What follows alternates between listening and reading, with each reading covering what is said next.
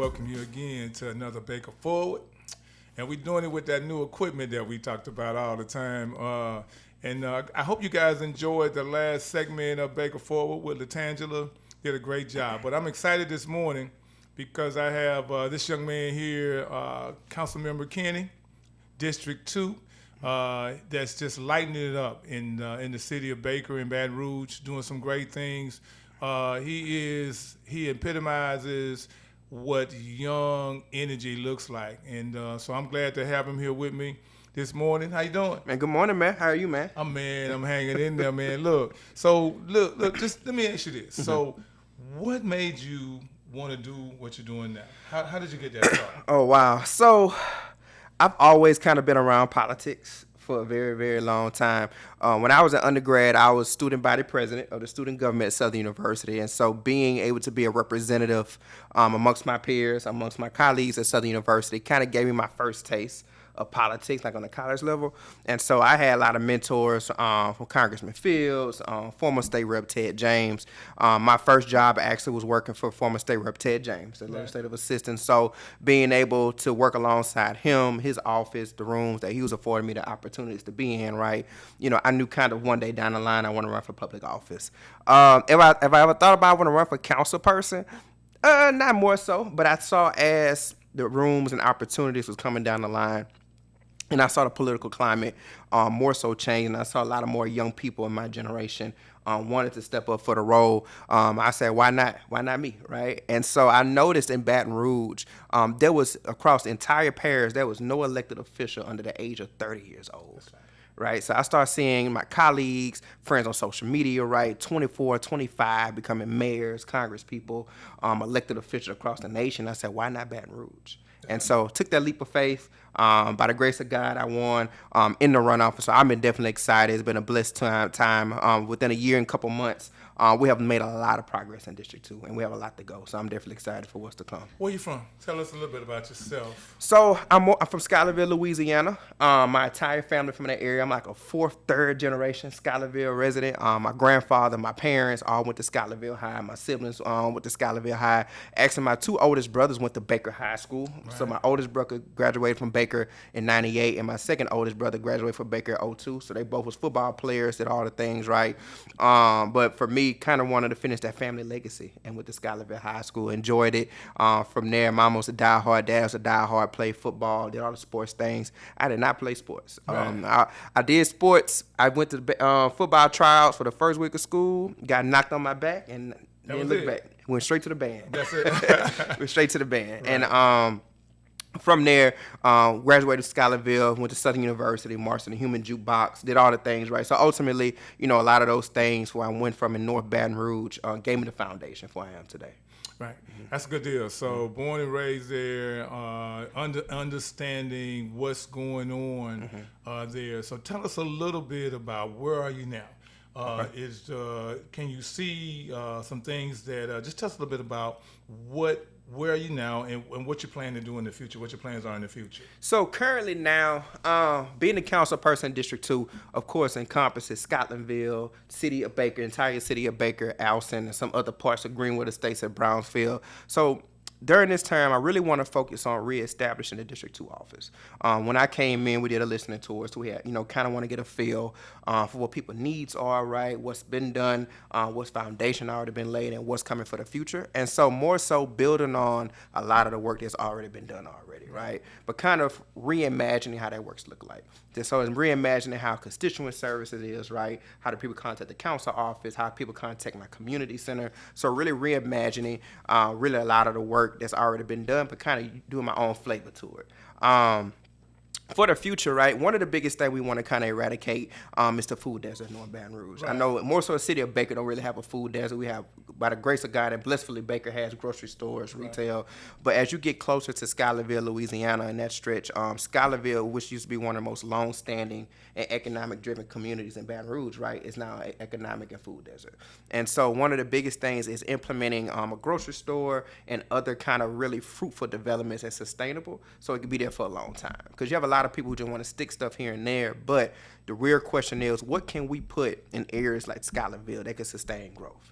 Because one of the beauty of it, Schuylerville sits in coalition with Southern University. Right. And so really, how do you build out that corridor of Southern University so where students who come from all over the nation can feel at home where they come, right? Because when I used to be a student at Southern, I had friends from like Atlanta, D.C., or other places. But when they came, they used to ask, why is no grocery store within like proximity to Southern? But when I drive to LSU side of town, and nothing against LSU, right? You got multiple grocery stores, restaurants, Chick-fil-A. So we really want to. I really want to show people that you don't have to live in a certain part of town to feel like you can get certain amenities, right? You should be able to live in Scotlandville and Baker and Alston and get like anything anybody else in Baton Rouge able to afford it to. So you talked about your family. It seemed like it was a really close. I met your mom and dad. And how do they feel about you in this position here?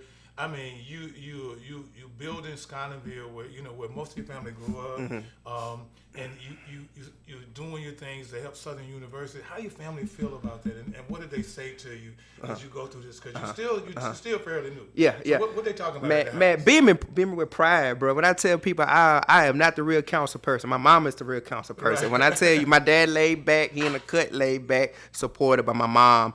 Who was living in that area for a very long time, connected with a lot of people. She beams with pride, right? I'm the youngest out the bunch, and so for me, I'm the baby boy. And being able to come from a family who sacrificed a lot for me to get here, and for it to be the full circle moment to give back to the very same village, right? They gave back to me in Scotlandville. It's a full circle moment. She wear my hoodie, my jacket, shirt, everywhere she go. And people come all the time. I see your mama at Walmart. Right. I done see Miss Joyce at Walmart, but it's a blessing to have a praying mom and praying family, and being able for them to see my success, right, while they still living on earth is a full circle moment. Yeah, you could tell that when I talk to them. Very, very proud of you. But they have instilled some things in you that it keeps you grounded. Absolutely. What I like about you is that you stay humble, but you put the work in. So I mean, you've been in this environment your whole life. Who are some of the people who you've met throughout these times that, because they say you can't take advice from everybody. That's right. That's right. But who are some of these people that has inspired you to move on and do what you're doing right now? If I had to put in ranking order, first I would say Congressman Fields. So I was a part of his Louisiana Leadership Institute ever since I was in 5th grade, right? And so I tell people Congressman Fields has inspired and developed so many leaders, from Congress people, elected officials, lawyers, doctors, just right there on Hardin Boulevard. Right. And so from there, he gave me a lot of foundational skills, learn how to public speak, talk in front of people, right, about civic engagement. As I got more into the professional world and more as a young adult, right, I would say Ted. Ted definitely for me was a big inspiration for me to get into the civic and political work, because at the time, he was one of the more younger leaders at the time, right? And more than one younger one that started real early and kind of progressed and grew with the community, and the community revered him, right, because they saw him like a son of Baton Rouge. Right. And so for me, I really sat back and took a lot of notes about the way he governed, the way he speak, and connected with people on both sides of the aisle. Because for me, I want to always approach stuff as a statesman, right? And being a statesman is not selling out, but I think a statesman is being able to look at it from both sides, right? Because I'm learning this world of politics, two things can be true. Right? And you have to understand that everybody's, people may not be wrong with an issue, but their perspectives are different.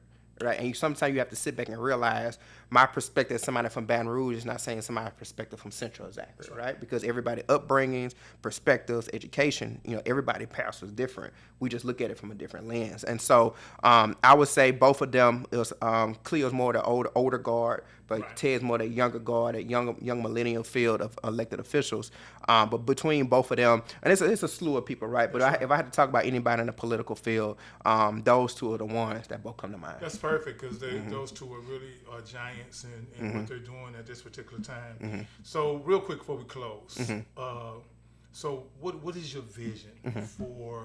What's your vision for Baker and Southern and that whole area? What's that vision that if you could just give it to us and just say, this commercial, this is what I foresee the work that we're doing and where we're going to be in the next 10 years. So I call it lockstep growth, right? And you talk about it all the time. It's what benefits Baker benefits Schuylerville, and what grows in Schuylerville benefits Baker, right? Because you have to think about it from a connectivity standpoint. When you're looking at what development happens in Baker, because a lot of amenities and grocery stores in Baker, people in Scotlandville have to drive to. Right. And so that's why it's critical and important while we're growing Scotlandville and get the amenities and the grocery stores and the commercial development, right? That we building up Baker to where Baker is probably the most close in proximity of a city for a lot of resources for Scotlandville. Right. And so my vision that is to ensure as we grow out Scotlandville, we're growing out Baker, and we're bringing those amenities to where anybody of any age, because a lot of people look at Baker as a retirement city. I don't look at it as a retirement city. I think it's a city full of growth and opportunity, right. because a lot of foundational stuff. Because Baker's one of the first ones to break away and really establish itself as a city, right? So Baker was the blueprint for Central, for Zachary and St. George, right? But I think Baker is in a good spot, right? Because you have Helix that's coming in, you have the school district, you have other developments that's on the way. But more so for me, connecting what is called North Baton Rouge. Because I think between Baker, Scotlandville, Allison, Brownsfield, right? I think that's the true heart of North Baton Rouge that's on the up and rise. And so making sure all the developments is in lockstep, but most importantly, make sure it's equitable across the board as well. But stronger. It's stronger. We want it to be stronger. That's a great vision. When we fought for the zoo and the park, that was for Baker and Scotlandville. That was for us to make sure that we can continue to be a commerce. So look, man, you doing a fantastic job. I would just tell you, stay focused, and listen to your mama, but keep the prayers coming, man. Absolutely. Keep working and understand that, when you anoint it, you anoint it. And when there's no way, then you got to make a way. That's right. And so keep doing that. And I appreciate all the work we're doing. I look forward to what we're going to do in the future, and how it's going to impact that area. Thank you for coming here today. I Appreciate you, man. All right. Hey, look, you guys. That's another Baker Forward. We're doing our thing out here. We just thank you guys for always tuning in. But if you tune in to this on YouTube, make sure that you give us a holler. All positive stuff. Y'all know how we roll with it. And we're going to keep doing this. Y'all have a great day. And we're going to move Baker forward every single day. Peace. I'm out.